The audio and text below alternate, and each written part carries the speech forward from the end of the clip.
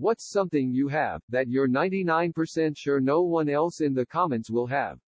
A basket made by my grandma from an armadillo she killed because it was eating up her garden.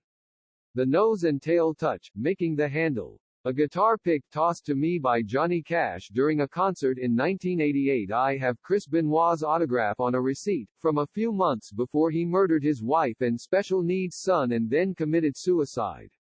Don't let the WWE get a hold of that, they'll probably try to bury it. One of the invitations to Hogwarts used in the filming of the first Harry Potter movie. German Nazi drinking glasses my grandpa took when storming the Eagle's Nest at the end of World War II. My dad was there too. He took a painting of Goebbels, he folded it and put it inside his uniform. He also had a Nazi Luger. He was a paratrooper, 101st Airborne. We still have them. Anyone else have a Hooters Hello Kitty mug? Hello Titty? Hand-machined Obi-Wan Kenobi Revenge of the Sith lightsaber signed by Ewan McGregor in a homemade wooden box. An original boxed R2-D2 soap figure from 1977? A girlfriend. Some weird thing in my blood that makes me test positive for HIV every time I'm pregnant. And no, I definitely don't have HIV. It's happened with all 3 pregnancies. A copy of Dino Park Tycoon for the 3DO. It's one of the rarest games in the world. I've got this little statue of a man. Supposed to be a fertility idol from the Caribbean. IDK and IDC. I got it because it's hilariously disproportionate. The man is about 2 feet tall and 5 inches wide, with an erect penis about 1.5 feet long and about 4 inches wide. He's holding it around the base and making an O face. He has a beard. Sometimes I stage him in odd places. Last night I left him standing in the middle of them bathroom floor that my kids use. The youngest is 17. He screamed when he went to the bathroom this morning. I've also taken it to work and hid it under my boss's desk. Hilarity ensued. An iPod Touch with the 2009 Voltron game on it. The game was never updated to work on later iOS releases, but my Touch was hella old and didn't support the new iOS either. Long gone from the App Store. Chances are decent that it could be the only playable copy of this game on existence.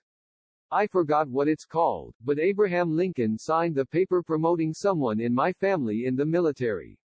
It's from the first couple weeks of the Civil War. Well, since literally it just affect 1% of the population, psychosis, schizophrenia, no real hallucinations, I just know it's there, whatever it is, it's eating me up literally, I don't wish it on anybody.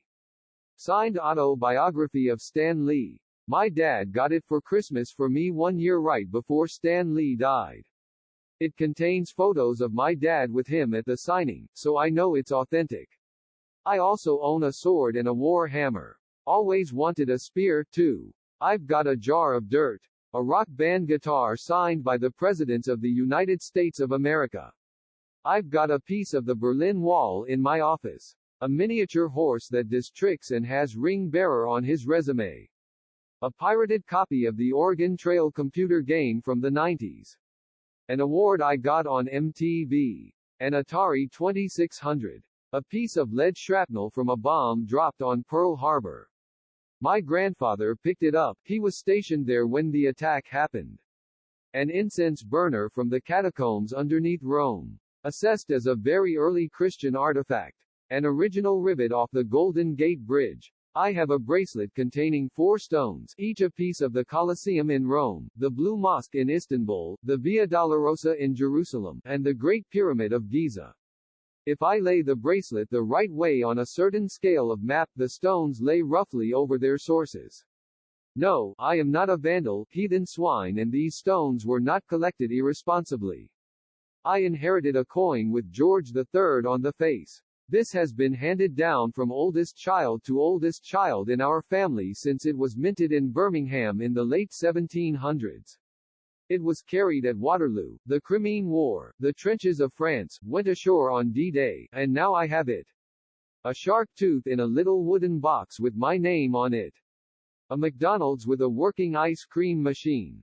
2 taxidermy loonies, the birds, not people, an antique writing desk, huge portraits of one of my ancestors that I'm running out of space on my walls for, they're one of a kind so I'm pretty sure no one else has it, a bracelet made of 3 colors of gold, plated together, the gun that shot my great-grandfather in WW2. I come from a family of hoarders so nothing's been thrown away for at least 300 years and I have a lot of old stuff.